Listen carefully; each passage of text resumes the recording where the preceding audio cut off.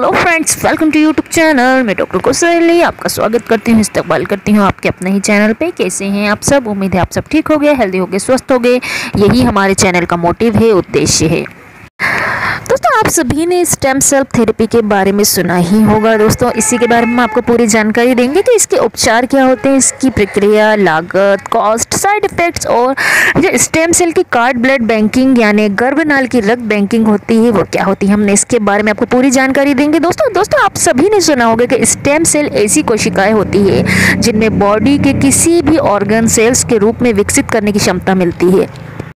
दोस्तों, साथ ही ये अन्य किसी भी प्रकार की कोशिकाओं में बदल सकती हैं। इन कोशिकाओं का स्वस्थ कोशिकाओं को विकसित करने के लिए इस्तेमाल किया जाता है। उदाहरण के तौर पर यदि हृदय की कोशिकाएं खराब हो गई हैं तो इनकी मरम्मत स्टेम सेल द्वारा की जा सकती है। दोस्तों, हम इसी के बारे में आपको पूरी जानकारी देंगे लेकिन दोस्तों, अभी तक आपने अगर चैनल को सब्सक्राइब नहीं किया हो तो प्लीज़ चैनल को सब्सक्राइब करें, लाइक करें, शेयर करें, कमेंट करें, क्योंकि हेल्दी और स्वस्थ होने वाली जानकारी सबसे पहले आपके पास पहुँचे। तो दोस्तों, अगर आप चैनल पे नए हैं तो आप देख रहे होंगे नीचे रेड कलर का सब्सक्राइब बटन है, बेल नोटिफिकेशन है, लाइक बटन है, उसको दबाएं और हमेशा हेल्दी रहें।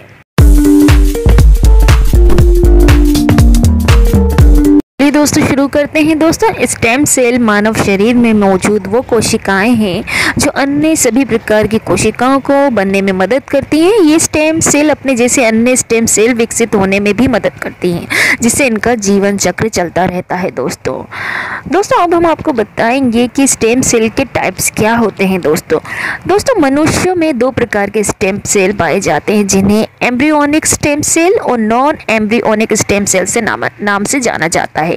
एम्ब्रियोनिक स्टेम सेल गर्भ में भ्रूण और बच्चे का शरीर बनने वाली सभी कोशिकाओं का निर्माण करती है, इसलिए इन्हें प्लूरिपोटेंट नाम से भी जाना जाता है, जिसका मतलब होता है ये सभी प्रकार की कोशिकाओं का निर्माण कर सकती है। हालांकि नॉन एम्ब्रियोनिक स्टेम सेल, जिन्हें एडल्ट स्टेम सेल भी कहा जाता है, संख्या में कम होती हैं। इन कोशिकाओं की क्षमता भी सीमित ही होती है और ये सिर्फ शरीर के बदलाव के लिए इस्तेमाल की जाने वाली कोशिकाएं ही बना सकती हैं।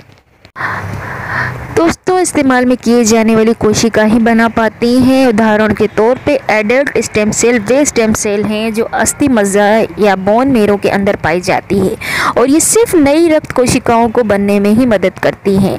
एडल्ट स्टेम सेल को प्लूरिपोटेंट में बदलने में सक्षम हुई है, जिसकी मदद से स्टेम सेल सभी प्रकार की कोशिकाओं को बनने में मदद कर पाती है। इसके बदलाव करने की प्रक्रिया को एड्यूस्ड प्लूरिपोटेंट स्टेम सेल के नाम से जाना जाता है। दोस्तों स्टेम सेल इन लाभप्रद और अनोखे गुणों को लाकर कई प्रकार के उपचार प्रक्रिया का आविष्कार किया जा चुका है। इसी तकनीक की मदद से अन्य कई रहस्यमय बीमारियों के इलाज की खोज की जा रही है। दोस्तों, सबसे अधिक इस्तेमाल होने वाली स्टेम सेल थेरेपी है हेमेटोपोएटिक स्टेम सेल ट्रांसप्लांटेशन है, जो अपेक्षाकृत महंगी लेकिन जीवन रक्षक थेरेपी है। दोस्तों अब हम आपको बताएंगे कि स्टेम सेल थेरेपी क्या है। What is stem cell therapy? Stem cell therapy की नई तकनीकों पर अभी तक दोस्तों शोध चल रहे हैं, जिनमें चिकित्सा क्षेत्र में कई उम्मीदें दिखी हैं। हालांकि FDA food and drug administration USA द्वारा केवल कुछ चुनिंदा विशेषज्ञों को इस तकनीक के उपयोग की मंजूरी दी जाती है। स्टेम सेल थेरेपी एक और महत्वपूर्ण सिद्धांत ये है, किसी विशेषज्ञ डॉक्टर की सलाह के अनुसार ही सिर्फ कुछ चुनिंदा लोगों पर ही इसका इस्तेमाल किया जा सकता है। कोशिकाओं को कृत्रिम रूप से रूपांतरित करने में और उनके गुणों को बदलने की प्रक्रिया की कई चिकित्सा अनुसंधान को अनैतिक माना जाता है, जो आज तक विवादास्पद है। दोस्तों, इसलिए स्टेम सेल थेरेपी के किए जाने वाले शोध रिसर्च का इस्तेमाल के कई कड़े नियमों के अंतर्गत रखा जाता है। FDA ने भी अभी तक सिर्फ हेमेटोपोएटिक स्टेम सेल ट्रांसप्लांटेशन को ही चिकित्सीय रूप में इस्तेमाल करने के लिए मंजूरी दी है। FDA ने कुछ चुनिंदा रक्त विकारों और कैंसर के इलाजों के लिए इस थेरेपी का इस्तेमाल करने की अनुमति दी है। हेमेटोपोएटिक स्टेम सेल ट्रांसप्लांट को बोन मेरो ट्रांसप्लांट के नाम से भी जाना जाता है। दोस्तों अब हम आपको बताएंगे कि haematopoietic stem cell transplant therapy क्या है। दोस्तों, ये स्टेम सेल ट्रांसप्लांटेशन प्रक्रिया का एकमात्र प्रकार है जिसके इस्तेमाल की मंजूरी दी गई है। Haematopoietic stem cell transplant surgery का इस्तेमाल आमतौर पर कुछ प्रकार के रक्त कैंसर अन्य रक्त विकारों का इलाज करने के लिए किया जाता है। थेरेपी में इस्तेमाल किए जाने वाली कोशिकाओं को आमतौर पर कॉर्ड ब्लड सहेज में रखी गई गर्भनाल के रक्त से निकाला जाता है। हालांकि अधिकतर कोशिकाओं को अस्थि मज्जा से निकाला जाता है। नियमानुसार बोन मैरो या कॉर्ड ब्लड से निकाली गई स्टेम सेल को मरीज के शरीर में ट्रांसप्लांट किया जाता है, जहां से वे उसकी बोन मैरो में चली जाती है। बोन मैरो में जाकर ये स्टेम सेल नई स्वस्थ कोशिकाएं बनाती हैं, जैसे लाल रक्त कोशिकाएं, एरिथ्रोसाइटिक सफ़ेद रक्त कोशिकाएं, ल्यूकोसाइट, प्लेटलेट्स, थ्रोम्बोसाइट्स आदि। ये इलाज प्रक्रिया कई हफ्तों तक चलती है, जिसमें पहले इन्वेसिव कीमोथेरेपी, फिर स्टेम सेल को एफ्यूजन किया जाता है। इन्वेसिव कीमोथेरेपी कैंसर के लिए इस्तेमाल की जाने वाली सामान्य कीमोथेरेपी में शक्तिशाली होती है, क्योंकि इसकी मदद से निष्क्रिय बोन मैरो को बदला जाता है। दोस्तों जिन मरीजों को haematopoietic stem cell transplant therapy की जा रही है, उनको लगातार जांच में रखा जाता है और इसी कारण से लंबे समय तक अस्पताल में भर्ती रहना पड़ता है। स्टेम सेल ट्रांसप्लांटेशन प्रोसीजर को घर पर भी किया जा सकता है, लेकिन ये काफ़ी महंगी पड़ती है। दोस्तों अब हम आपको बताएंगे कि अन्य शोध जो अभी भी जारी हैं वो क्या है। तो चिकित्सा क्षेत्र में लगातार बढ़ रही तकनीकी की मदद से जिस प्रकार एक सामान्य एडल्ट सेल को इंड्यूस्ड प्लूरैपिड में बदलने की सफलता मिली, इसी प्रकार अन्य स्थितियों के इलाज के लिए भी कई उम्मीदें मिली हैं। शुरुआत में ये माना गया था कि स्टेम सेल थेरेपी की मदद से सिर्फ रक्त कोशिकाओं को बदला जा सकता है, लेकिन जब किए गए अध्ययनों में स्टेम सेल ट्रांसप्लांट की मदद से न्यूरोलॉजिकल रोग, न्यूरो डिजेनरेटिव रोग, डायबिटीज़ मेलिटस, कार्डियोवास्कुलर रोग का सफल इलाज की भी उम्मीद जागी। हाल ही में स्टेम सेल थेरेपी की मदद से घुटनों संबंधी रोग, ऑस्टियोआर्थराइटिस का इलाज ढूंढने के लिए भी अध्ययन किए गए थे। हालांकि इस अध्ययन में मिलने वाले परिणाम काफ़ी पारंपरिक थे, जिसमें मिला था स्टेम सेल थेरेपी की मदद से इस रोग को लगातार बढ़ने से रोका जा सकता है। आजकल स्टेम सेल थेरेपी में किए जाने वाले अध्ययन सिर्फ नई सेल ट्रांसप्लांट करने में नहीं है, उनके साथ साथ कोशिकाओं को प्राप्त होने वाले तत्वों को बनने पे अध्ययन किए जा रहे हैं, ताकि विभिन्न बीमारियों को होने से रोका जा सके। हालांकि ये याद रखना भी महत्वपूर्ण है, ये सभी इलाज प्रक्रिया सिर्फ अध्ययन के लिए ही होती हैं। इन्हें आम जनता के लिए इस्तेमाल किए जाने से पहले कई सालों तक का परीक्षण में रखा जाता है। दोस्तों अब हम आपको बताएंगे स्टेम सेल थेरेपी में सावधानियां, इंडिकेशन क्या है। दोस्तों स्टेम सेल थेरेपी करवाने से पहले किन बातों का ध्यान रखना चाहिए। यदि किसी मरीज की बोन मैरो क्षतिग्रस्त हो गई है या उसने काम करना बंद कर दिया है, तो स्टेम सेल थेरेपी की जा सकती है। ऐसा आमतौर पर कैंसर के लिए इस्तेमाल की गई कीमोथेरेपी या फिर लंबे समय तक कोई रोग या संक्रमण रहने के कारण हो सकता है। स्टेम सेल थेरेपी आमतौर पर सबसे अंतिम विकल्प के रूप में इस्तेमाल किया जाता है, जब सभी उपचार प्रक्रिया की स्थिति में इलाज ना कर पाएँ, जब जाके इस प्रक्रिया का इस्तेमाल किया जाता है। दोस्तों haematopoietic stem cell transplant therapy आमतौर पर निम्न संबंधित कारणों से की जा सकती है: रक्त संबंधी विकार, एप्लास्टिक एनीमिया, सिकल सेल रोग, थैलेसीमिया, कंजेक्टिव न्यूपेनिया, अस्थि मज्जा प्रभावित करने वाले कैंसर, ल्यूकेमिया, लिफोमा, मल्टीपल माइलोमा, कैंसरों के बाद की जाने के लिए कीमोथेरेपी, कैंसर के इलाज के बाद अस्थि मज्जा क्षतिग्रस्त रोगग्रस्त हो सकती है। इम्यूनोलॉजिकल सीवियर कपल डिफिशियंसी, इस रोग को ACCID भी कहा जाता है। ये दुर्लभ आनुवंशिक विकार है जिसमें मरीज का शरीर T सेल और B सेल बनाने में असमर्थ हो जाता है। ये दोनों सेल रोग प्रतिरोधक क्षमता को अपनाए रखते हैं। ऐसी स्थिति में बच्चे संक्रमित रोग की चपेट में आ जाते हैं। फिर सिर्फ बोन मैरो ट्रांसप्लांट ही एकमात्र इलाज बचता है। दोस्तों अब हम आपको बताएंगे हेमेटोपोएटिक स्टेम सेल के ट्रांसप्लांटेशन के प्रकार क्या हैं, टाइप्स क्या हैं। दोस्तों हेमेटोपोएटिक स्टेम सेल ट्रांसप्लांटेशन के प्रकार दो प्रकार के होते हैं। एक होता है ऑटोलॉन्ग्स ट्रांसप्लांट। कभी कभी कीमोथेरेपी या रेडियोथेरेपी जैसी क्षति पहुंचाने वाले उपचार शुरू करने से पहले स्वयं रोगी के शरीर से ही कोशिकाओं को निकाल लिया जाता है।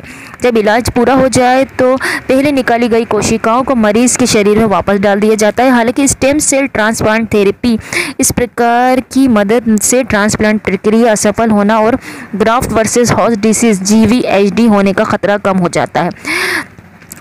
एलोजेनिक ट्रांसप्लांट, ऐसे रोग जिनमें मरीज का अस्थि मज्जा में मौजूद स्टेम सेल को ठीक से काम करने के लिए पर्याप्त रूप से स्वस्थ नहीं है, उनमें एलोजेनिक ट्रांसप्लांट किया जाता है। एलोजेनिक ट्रांसप्लांट में मरीज के किसी करीबी रिश्तेदार के शरीर से स्टेम सेल निकाले जाते हैं।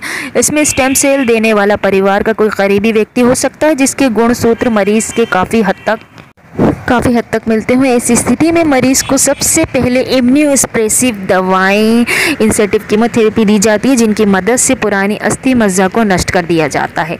इम्यूनोसप्रेसिव दवाएं प्रतिरक्षा प्रणाली को कमज़ोर बना देती हैं, जिससे वे नई स्टेम सेल के विरुद्ध प्रतिक्रिया नहीं दे पाती। स्टेम सेल निम्न में से निकाला जा सकता है। बोन मैरो हड्डी के अंदरूनी हिस्से में मौजूद अस्थि मज्जा स्टेम सेल से लिए जाते हैं। ये आमतौर पर एक सर्जरी प्रोसीजर के रूप में किया जाता है, जिसमें स्वस्थ व्यक्ति को पेल्विक हड्डी से स्टेम सेल निकाला जाता है। दोस्तों रक्त आमतौर पर स्टेम सेल हड्डी के अंदर बोन मैरो में ही पाए जाते हैं, लेकिन रक्त में भी ये एक सूक्ष्म मात्रा में मिल जाते हैं। स्टेम सेल निकालने से कुछ दिन पहले व्यक्ति को कुछ विशेष दवाएं दी जाती हैं, जिनमें उसके रक्त में सामान्य से अधिक मात्रा में स्टेम सेल बनने लगेंगे। इसके बाद व्यक्ति की बाह में से एक सेल सेपरेटर मशीन को जोड़ दिया जाता है, जो लगभग 4 से 6 घंटे काम करके रक्त से मज्जा कोशिकाओं को निकालती है। दोस्तों कॉर्ड ब्लड एम्बिलिकल कॉर्ड में मौजूद रक्त से भी स्टेम सेल निकाला जा सकता है। ऐसा आमतौर पर शिशु के पैदा होने के दौरान ही किया जाता है। दोस्तों अब हम आपको बताएंगे कि स्टेम सेल थेरेपी कैसे की जाती है, इसका प्रोसीजर क्या है। दोस्तों ट्रांसप्लांट से पहले सबसे पहले मरीज़ के कुछ जेनेटिक टेस्ट किए जाते हैं, जिसकी मदद से ये पता लगाया जाता है कि उन्हें किस प्रकार की स्टेम सेल की आवश्यकता है। यदि किसी अन्य व्यक्ति की स्टेम सेल मरीज़ को दी जानी है तो उन दोनों का गुणसूत्र का मिलान अधिक से अधिक होना चाहिए। इसके बाद मरीज़ को कीमोथेरेपी दी जाती है, जिसकी मदद से उन बोन मैरो को नष्ट कर दिया जाता है जिन्हें बदलना है। कीमोथेरेपी में इम्यूनोसप्रेसेंट भी होते हैं, जो प्रतिरक्षा प्रणाली को नए स्टेम सेल के विरुद्ध प्रतिक्रिया करने से रोकता है। ये एक लंबा प्रोसीजर है जो मरीज़ को मानसिक व शारीरिक रूप से काफ़ी प्रभावित करता है। इस प्रक्रिया के दौरान मरीज़ को संक्रमण होने का खतरा बढ़ जाता है और इसलिए उसे अस्पताल के विशेष कमरे में रखा जाता है।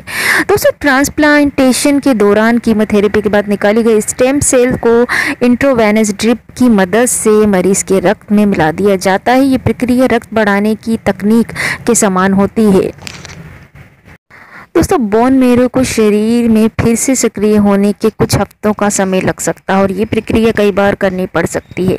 इस दौरान मरीज़ को इम्यूनोसप्रेसेंट दवाएं दी जाती हैं। उसे लगातार जांच में रखा जाता है ताकि संक्रमण अधिक होने से पहले ही रोका जा सके। दोस्तों ट्रांसप्लांटेशन के बाद हेमोटोपोएटिक स्टेम सेल के सफलतापूर्वक ट्रांसप्लांट होने के बाद जब स्वस्थ कोशिकाएं बनने लगती हैं तो इस प्रक्रिया को एग्रोफामेंट कहा जाता है। सफ़ेद रक्त कोशिकाओं की संख्या बढ़ना एग्रोफामेंट का सबसे पहला संकेत होता है, जिसमें आमतौर पर 10 दिन 1 महीने तक का समय लग सकता है। दोस्तों अब हम आपको बताएंगे स्टेम सेल थेरेपी की कॉम्प्लिकेशंस क्या हैं, जटिलताएं क्या हैं, साइड इफ़ेक्ट्स क्या हैं। दोस्तों स्टेम सेल थेरेपी का क्या जोखिम हो सकता है। हेमेटोपोएटिक स्टेम सेल ट्रांसप्लांटेशन एक बड़ी सर्जरी है और इसी कारण से इससे कुछ अस्थायी जोखिम व साइड इफ़ेक्ट या जटिलताएं भी हो सकती हैं। कुछ जोखिम कारक हैं जो स्टेम सेल थेरेपी के बाद जटिलताएं पैदा कर सकते हैं। इन कारकों में मुख्य रूप से मरीज़ की उम्र, स्वास्थ्य स्थिति, जिस रोग का इलाज किया जा रहा है और स्टेम सेल के किस प्रकार का इस्तेमाल किया जा रहा है आदि शामिल है। अधिकतर मामलों में हेमेटाइटिस स्टेम सेल ट्रांसप्लांटेशन सर्जरी के बाद निम्न समस्याएं देखी जाती हैं दोस्तों, जिनमें से लो बीपी, सिर दर्द, जी मचलाना, दर्द, सांस फूलना, बुखार की समस्याएं आमतौर पर सर्जरी के बाद विकसित होती हैं और कुछ समस्याएं बाद में ठीक हो जाती हैं। हालांकि थोड़े समय बाद कुछ अन्य जटिलताएं भी पैदा हो सकती हैं, कुछ मामलों में गंभीर भी हो सकती है। हेमोटोपोएटिक स्टेम सेल ट्रांसप्लांटेशन के बाद निम्न जटिलताओं का खतरा भी बढ़ सकता है दोस्तों। Graft versus host disease allogenic bone marrow transplant के बाद नई कोशिकाएं पुरानी कोशिकाओं की पहचान नहीं कर पाती हैं और उन्हें शरीर से बाहर का तत्व समझने लगती हैं। ऐसी स्थिति में प्रतिरक्षा प्रणाली सक्रिय हो जाती है और कोशिकाओं को नष्ट करने लगती हैं। ट्रांसप्लांट फेलियर कुछ स्थितियों में मरीज का शरीर ट्रांसप्लांट किए जाने वाली स्टेम सेल को स्वीकार नहीं करता और ऐसे में ट्रांसप्लांट की प्रक्रिया असफल रह जाती है दोस्तों अंग क्षतिग्रस्त होना। यदि किसी कारण से स्टेम सेल ट्रांसप्लांट असफल हो गया है तो उसके बाद शरीर का कोई अंग भी नष्ट हो सकता है। रक्तस्राव, इंटेंसिव कीमोथेरेपी के बाद और पहले प्लेटलेट की संख्या कम होने के कारण फेफड़ों, मस्तिष्क और शरीर के अन्य हिस्सों में रक्तस्राव हो सकता है। दोस्तों संक्रमण, इन्वेसिव कीमोथेरेपी के बाद शरीर की प्रतिरक्षा प्रतिरक्षा प्रणाली कमज़ोर पड़ जाती है और कई प्रकार के संक्रमण हो जाते हैं जो कई बार इतने गंभीर हो जाते हैं कि उनसे जीवन घातक स्थिति पैदा हो जाती है। ऐसे में आमतौर पे थेरेपी के बाद कम से कम 2 हफ्ते तक मरीज़ को एंटीबायोटिक दवाएं दी जाती हैं। दोस्तों एनीमिया कीमोथेरेपी की मदद से बोन मेरो के कुछ हिस्सों को नष्ट कर दिया जाता है, जिससे शरीर की लाल रक्त कोशिकाओं की कमी होने लगती है और परिणाम स्वरूप एनीमिया रोग हो जाता है। दोस्तों मोतियाबिंद बोन मेरो ट्रांसप्लांटेशन के बाद आँखों के पिछले हिस्सों में मोतियाबिंद हो सकता है। ये काफ़ी दुर्लभ स्थिति है और इसका इलाज करने के लिए सर्जरी की आवश्यकता नहीं पड़ती। ये आमतौर पर प्रतिरक्षा प्रणाली को दबाने वाली स्टेरॉयड दवाओं के कारण अस्थायी रूप से हो जाता है। म्यूकोसाइटिस मुंह, गले और पेट के अंदरूनी परत में सूजन, लालिमा और दर्द होने की स्थिति में म्यूकोसाइटिस कहा जाता है। दोस्तों अब हम आपको बताएंगे कि स्टेम सेल बैंकिंग क्या है। दोस्तों स्टेम सेल बैंकिंग ऐसी व्यवस्था है जिसमें शिशु के गर्भनाल में रक्त को सुरक्षित रख लिया जाता है। अगर बीमारी या दुर्घटना के कारण किसी अंग में नुकसान पहुंचता है तो इससे कोशिकाओं को विकसित करके क्षतिग्रस्त अंग को बदला जा सकता है। गर्भनाल की इसी विशेषता के कारण साइबर सिटी में ये कारोबार जोर पकड़ने लगा है। दोस्तों गर्भनाल रक्त बैंकिंग, कॉर्ड ब्लड बैंकिंग में नवजात शिशु के गर्भनाल और अपरा से बचे खून को इकट्ठा करना और भविष्य में चिकित्सीय की ज़रूरत के लिए इसे क्रोफीस करना शामिल है। इस प्रक्रिया में शिशु को या आपको कोई दर्द नहीं होता। दोस्तों और शिशु के जन्म की प्रक्रिया पर भी इसका कोई प्रभाव नहीं होता। दोस्तों गर्भनाल रक्त में संभवतः जीवन रक्षक कोशिकाएं यानी सेल्स होती हैं जिन्हें स्टेम सेल कहा जाता है। इनका इस्तेमाल कुछ तरह के कैंसर, रक्त विकार और रोग प्रतिरक्षा की कमी, इम्यून डिफिशियंसी के उपचार के लिए किया जा सकता है। कुछ जन्मजात रोगों का इलाज शिशु की अपने स्टेम सेल से नहीं किया जा सकता। जब आप शिशु के कॉर्ड को ब्लड में संग्रहित करने का निर्णय लेते हैं तो इसके लिए आपको सही कॉर्ड ब्लड बैंक का पता होना जरूरी है। दोस्तों हम आपको बताएंगे गर्भनाल रक्त क्या होता है। तो जन्म के बाद शिशु की गर्भनाल अपरा यानी प्लेसेंटा से बचे खून को गर्भनाल रक्त या कॉर्ड ब्लड कहा जाता है। इसे अंग्रेजी में अम्बिलिकल कॉर्ड या ब्लड या प्लेसेंटल ब्लड भी कहा जाता है। इसमें संभव जीवन रक्षक कोशिकाएं होती हैं जिन्हें स्टेम सेल कहा जाता है। स्टेम सेल्स रक्त कोशिकाओं के रूप में विकसित हो सकती है जो कि इन्फेक्शन से लड़ती है, पूरे शरीर में ऑक्सीजन पहुंचाती है और खून के थक्के बनाने में मदद करती है। शिशु के जन्म के बाद अपरा या गर्भनाल और गर्भनाल रक्त को फेंक दिया जाता है। हालांकि बहुत से माता पिता इस कॉर्ड ब्लड को भविष्य में इस्तेमाल के लिए संग्रहित करवा लेते हैं। इसे कॉर्ड ब्लड या स्टेम सेल बैंकिंग कहा जाता है। दोस्तों अब हम आपको बताएंगे कि कॉर्ड ब्लड या स्टेम सेल बैंकिंग क्या होती है। दोस्तों कॉर्ड ब्लड बैंकिंग को स्टेम सेल बैंकिंग भी कहा जाता है। इसमें जन्म के बाद नवजात शिशु की गर्भनाल और प्लेसेंटा से बचे खून को भविष्य में चिकित्सीय इस्तेमाल के लिए इकट्ठा किया जाता है। इस खून की जांच की जाती है और इसे करने की प्रशिक्षित फ्रीज करके विशेष जगह पर संग्रहित किया जाता है ताकि भविष्य में चिकित्सीय ज़रूरत के लिए इसका इस्तेमाल किया जा सके। कॉर्ड ब्लड बैंकिंग के लिए 2 मुख्य विकल्प हैं। आप अपने शिशु का कॉर्ड ब्लड में सार्वजनिक कॉर्ड ब्लड बैंक में दान कर सकते हैं जिसे कोई भी ज़रूरतमंद इस्तेमाल कर सकता है। आप कुछ राशि देकर किसी प्राइवेट कॉर्ड ब्लड बैंक में अपने शिशु का गर्भनाल रक्त संग्रहित करवा सकते हैं ताकि ये आपके परिवार के काम आ सके। अगर आप प्राइवेट कॉर्ड ब्लड बैंक में शिशु का कॉर्ड ब्लड स्टोर करवाना चाह रही हैं तो आपको इसके फ़ायदे और नुकसान का खर्च पर विचार करना होगा। कॉर्ड ब्लड बैंकिंग एक बड़ा निवेश है, हालांकि इसे किफ़ायती बनाने के लिए बहुत सी प्राइवेट कंपनी भुगतान की विभिन्न योजनाएं पेश करती हैं। बेहतर है आप अपनी दूसरी तिमाही से इस बारे में जानकारी इकट्ठी करना शुरू करें। इससे आपको अलग अलग कॉर्ड ब्लड बैंक की विकल्पों के विचार करने का पर्याप्त समय मिल जाएगा। आप अपने परिवार के हिसाब से उचित निर्णय ले सकेंगे। दोस्तों अब हम आपको बताएंगे कॉर्ड ब्लड बैंकिंग के क्या फ़ायदे हैं। दोस्तों गर्भनाल रक्त ब्लड स्टेम सेल्स के समृद्ध स्रोत होता है। स्टेम सेल रक्त और प्रतिरक्षा प्रणाली इम्यून सिस्टम का मूलभूत आधार होती है। स्टेम सेल्स रक्त कोशिकाओं के रूप में विकसित हो सकती है जो इन्फेक्शन से लड़ती है, पूरे शरीर में ऑक्सीजन पहुंचाती है और खून के थक्के बनने में मदद करती है। ये ऊतकों और अंगों को रक्त वाहिकाओं को ठीक करने में मदद कर सकती है और बहुत सी बीमारियों का उपचार में काम आ सकती है। स्टेम सेल शरीर में संचारित हो रहे अस्थि मज्जा यानी बोन मेरो, भ्रूण, ऊतक यानी केश कूपों, हेयर फॉलिकल्स, वसा और मांसपेशियों में भी पाई जाती है। मानव शरीर के हर हिस्सों में कुछ स्टेम सेल होते हैं, मगर इनमें से अधिकांश इतना भरपूर स्रोत नहीं होते। इन्हें उपचार और चिकित्सीय उद्देश्य के लिए इस्तेमाल किया जा सके। दोस्तों, साथ ही बोन मेरो या संचारित रक्त में मौजूद स्टेम सेल की तुलना में कॉर्ड ब्लड में मौजूद स्टेम सेल्स अपरिपक्व होता है और इन्हें अभी बाहरी कोशिकाओं पर हमला करना पूरी तरह नहीं आता। जिन मरीजों को स्टेम सेल ट्रांसप्लांट की ज़रूरत होती है उनके लिए कॉर्ड ब्लड से मिली स्टेम सेल्स मेल कर पाना आसान होता है। ऐसा इसलिए क्योंकि ट्रांसप्लांट के लिए कॉर्ड ब्लड स्टेम सेल को खारिज होने की संभावनाएं काफ़ी कम होती हैं। इन विशेष कॉर्ड ब्लड सेल्स का इस्तेमाल पहले से ही दर्जनों बीमारियों के इलाज के लिए किया जा रहा है। साथ ही अन्य स्वस्थ स्थितियों में इनके इस्तेमाल को लेकर और भी शोध जारी है। कुछ माता पिता इस संभावना के आधार पर शिशु के गर्भनाल रक्त को संग्रहित करते हैं। शायद भविष्य में कुछ ऐसी थेरेपी आएंगी जिसमें ये स्टेम सेल काम आ सकता है। दोस्तों,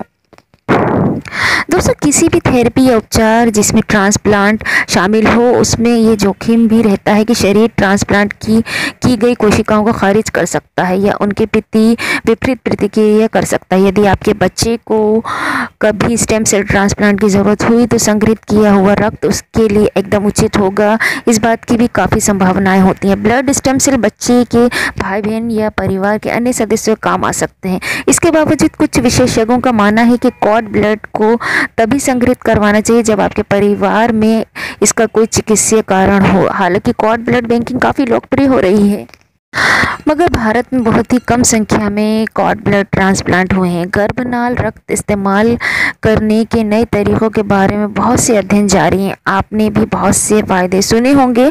भविष्य में स्टेम सेल कई उपचारों में काम आ सकती है। दोस्तों, अब हम आपको बताएंगे कि कॉर्ड ब्लड स्टेम सेल कौन से रोग उपचार किए जा सकते हैं। दोस्तों, कॉर्ड ब्लड स्टेम सेल्स का इस्तेमाल विभिन्न देशों में 80 से अधिक अलग अलग बीमारियों के उपचार में सफलतापूर्वक किया गया है। इन बीमारियों में से कैंसर, रक्त विकार, रोग प्रतिरोधक क्षमता की कमी आदि इनमें शामिल है। Sickle cell anaemia, thalassaemia, aplastic anaemia एक ऐसा रक्त विकार है जिसमें शरीर का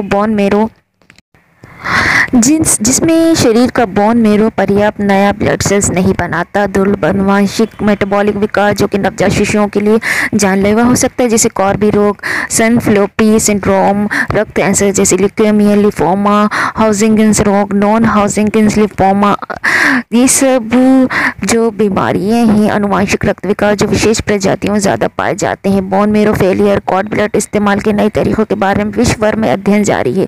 ये उम्मीद की जा रही है किसी दिन कॉर्ड ब्लड सेल्स का इस्तेमाल निम्न स्वस्थ स्थितियों के लिए किया जा सकेगा, जैसे सेरेब्रल पॉल्सी, ऑटिज्म, मधुमेह, डायबिटीज़, रीढ़ से जुड़ी चोट, हृदय गति रुकना, हार्ट फेलियर, तंत्रिका संबंधी न्यूरोलॉजिकल विकार जैसे कि मल्टीपल स्क्लेरोसिस, अल्जाइमर। दोस्तों, दुनिया भर के कॉर्ड ब्लड स्टेम सेल के इस्तेमाल को लेकर पशुओं पर बहुत सी रिसर्च किए जा रहे हैं। हालांकि इनके परिणाम आशावादी लग सकते हैं, मगर माता पिताओं को विशेषज्ञ की सलाह यही कि ऐसे अध्ययनों पर अच्छी तरह सोच विचार करें। खासतौर पर जो अध्ययन पशुओं पर किए गए हैं, ये कह पाना मुश्किल है ये उपचार कभी इंसानों के लिए भी उपलब्ध होंगे या नहीं। दोस्तों, अब हम आपको बताएंगे कि गर्भनाल रक्त को कैसे इकट्ठा किया जाता है। दोस्तों, गर्भनाल रक्त को शिशु के जन्म के तुरंत बाद प्लेसेंटा की डिलीवरी के बाद इकट्ठे किया जाता है। ये प्रक्रिया दर्द रहित होती है और आपके व शिशु के लिए सुरक्षित होती है। इससे आपके प्रसव या डिलीवरी पर प्रभाव नहीं पड़ता। कॉर्ड ब्लड को इकट्ठा करने की प्रक्रिया कुछ इस प्रकार है। दोस्तों, गर्भनाल पर क्लिप लगाना और काटना। शिशु के जन्म देने के बाद चाहे वह नॉर्मल डिलीवरी के जरिए हो या सिजेरियन ऑपरेशन के जरिए गर्भनाल पर चिमटी क्लिप लगाई जाती है और फिर डॉक्टर द्वारा इसे सामान्य ढंग से काट दिया जाता है। यदि आप शिशु के गर्भनाल में क्लिप कुछ समय बाद लगवाना चाहें तो इस बारे में पहले ही डॉक्टर से बात करके रखें। ऐसा माना जाता है कि देर से क्लिप लगाने नवजात शिशु के लिए फ़ायदेमंद हो सकता है। बहरहाल, क्लिप देर से लगाने से दान करने या संग्रहित करने वाले कॉर्ड ब्लड की मात्रा और कोशिकाओं की गुणवत्ता पर असर पड़ सकता है। अगर आप अपने शिशु का गर्भनाल रक्त संग्रहित करवाते हैं तो डॉक्टर क्लिप लगाने में देरी कर सकते हैं, मगर ये देरी लगभग एक मिनट से ज़्यादा नहीं होगी। दोस्तों कॉर्ड ब्लड निकालना, इसके बाद डॉक्टर कॉर्ड के उस हिस्से की अम्बिलिकल नस में सुई डालती हैं जो अभी अपरा से जुड़ा हुआ है। ये सुई आपके शिशु के नज़दीक नहीं पहुंचती है। जैसे ही रक्त बाहर आता है उसे एक विशेष कीटाणु मुक्त ब्लड बैग में डाला एकत्रित कर लिया जाता है। इस बैग को कलेक्शन किट कहा जाता है। कलेक्शन किट का इंतजाम आपके चुने हुए कॉर्ड ब्लड बैंक द्वारा पहले से ही कर लिया जाना चाहिए। करीब 60 मिली से 150 मिली तक गर्भनाल रक्त इकट्ठा किया जाता है। इस पूरी प्रक्रिया में 10 मिनट से भी कम समय लगता है। रक्त को बैंक में सील कर लेने के बाद कॉर्ड सेल बैंक में प्रशिक्षित पेशेवर रक्त को ले लेते हैं। उससे इसे कॉर्ड ब्लड बैंक भेजा जाता है जहां इसकी जांच की जाती है कि प्रशिक्षित किया जाता है। यदि सुरक्षित इस्तेमाल के लिए रक्त चिकित्सीय गुणवत्ता के मानकों पर खरा उतरता है तो इसे क्रियोप्रिजर्व किया जाता है। इसका मतलब है इसे बहुत कम तापमान में रखा जाता है जिससे इसकी कोशिकाएं सेलुलर गतिविधियां बंद हो जाती हैं। दोस्तों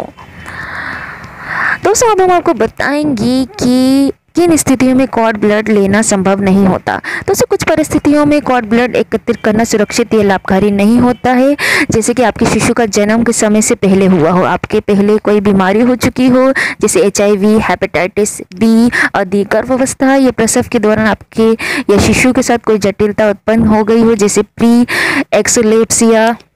दोस्तों प्री एलेक्सेपिया गंभीर अक्षमताएं, समय से पहले जन्म या गंभीर भ्रूण संकट, फीटल डिस्ट्रेस, आपके समय से पहले जन्म में जुड़वा शिशु क्योंकि हो सकता है वे छोटे हों और उनके रक्त की मात्राएं काफ़ी कम हो।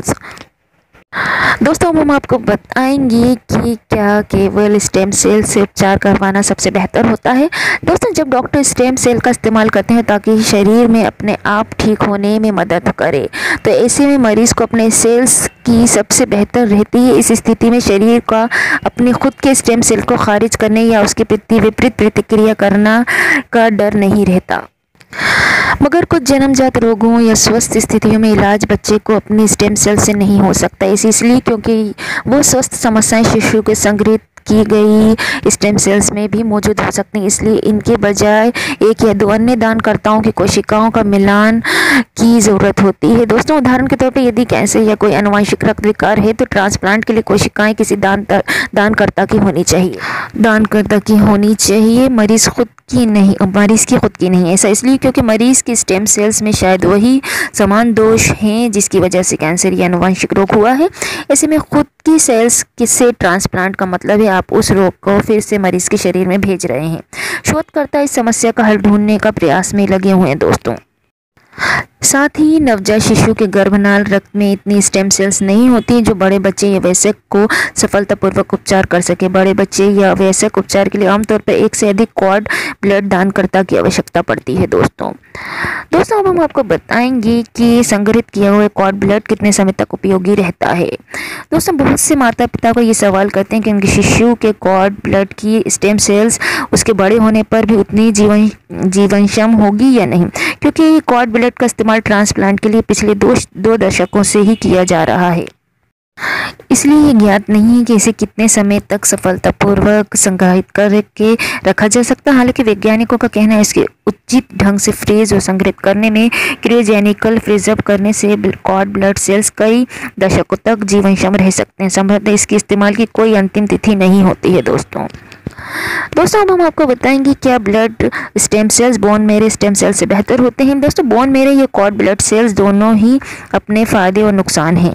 दोनों में से बेहतर कौन है ये विशेष परिस्थितियों पर निर्भर करता है। यदि दुर्भाग्यवश आपके बच्चे को कभी स्टेम सेल्स ट्रांसप्लांट की ज़रूरत हुई तो हो सकता है डॉक्टर कॉर्ड ब्लड के बजाय बोन मैरो से स्टेम सेल्स लेना चाहें या फिर उसके उलट वे कॉर्ड ब्लड को प्राथमिकता दें। ये पूरी तरह मरीज़ के व्यक्तिगत परिस्थिति पर निर्भर करता है कि ट्रांसप्लांट की ज़रूरत क्यों है और इसकी बीमारी का सबसे बेहतर उपचार क्या है।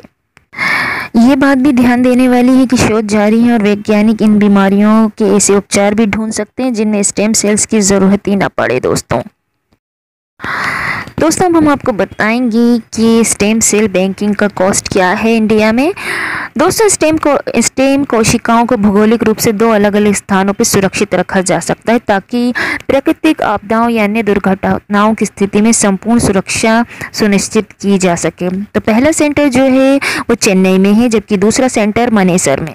जबकि दूसरा सेंटर यहाँ मानेसर में कुछ समय पहले ही खोला गया है। दोस्तों 21 साल के लिए 75,000 रुपये, वर्तमान में 21 साल के लिए स्टेम सेल सुरक्षित रखने की फीस 75 से 85,000 रुपये है। अगर स्टेम सेल को आजीवन के लिए सुरक्षित रखवाना है तो 21 वर्ष के बाद दोबारा से प्रोसेसिंग फीस देनी होगी, जो उस समय की कीमत पर निर्धारित होगी। दोस्तों अब हम आपको बताएंगे क्या है इनका इतिहास स्टेम सेल्स का। दोस्तों 1960 में कनाडा के वैज्ञानिक अर्नेस्ट ए मुकलॉक और जेम्स ई टील की खोज के बाद स्टेम सेल कोशिका का प्रयोग बढ़ावा मिला। स्टेम कोशिकाओं को वैज्ञानिक प्रयोग के लिए स्नोत के आधार पर भ्रूणीय वयस्क या कॉर्ड ब्लड में बांटा जाता है। बेसिक स्टेम कोशिकाओं का मनुष्य में सुरक्षित प्रयोग लगभग 30 वर्षों के लिए किया जा सकता है। अधिकांश स्टेम सेल कोशिकाओं को भ्रूण से प्राप्त होती हैं। ये जन्म के समय ही सुरक्षित रखनी होती है। हालांकि बाद में हुई किसी छोटे भाई या बहन के जन्म के समय सुरक्षित रखी कोशिकाएं भी सहायक सिद्ध हो सकती हैं। दोस्तों ये था हमारे स्टेम सेल थेरेपी पे वीडियो। हमने आपको पूरी जानकारी दी। दोस्तों अगर आपको वीडियो पसंद आया हो तो प्लीज़ चैनल को सब्सक्राइब करें, लाइक करें, शेयर करें, कमेंट करें। Thank you for watching.